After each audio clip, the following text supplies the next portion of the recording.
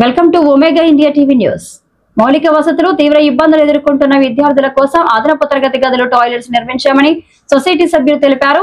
చిన్న శంకరంపేట సూరారంలో ZPHS VST round table society ద్వారా 60 లక్షల వ్యాయామంతో 3 అదనపు గదులు అన్ని వసతులతో కూడిన బాలబాలికల టాయిలెట్స్ నిర్మాణం చేపట్టారు. శుక్రవారం విఎస్టీ రౌండ్ టేబుల్ సభ్యులు కలిసి తరగతి గదులు ప్రారంభించారు. సొసైటీని గ్రామస్తులు అభినందించారు.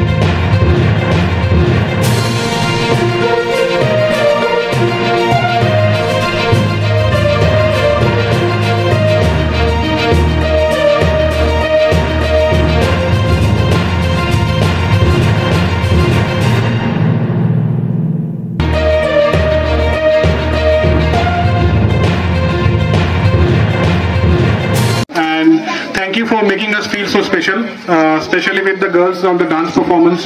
All the teachers, staff members who have worked on the students to prepare for this day, thank you very much. And education, we believe, is the building block of the society, and we as a company want to do our bit and invest in the future of this company, because we would have some doctors, some scientists, some engineer sitting there in the crowd right now who would then grow, and we would happy to be doing our bit in that. And I would not keep my speech long, because I know all of you would be hungry and would be waiting for lunchtime. So thank you very much, very happy to be here, and wish you all the best.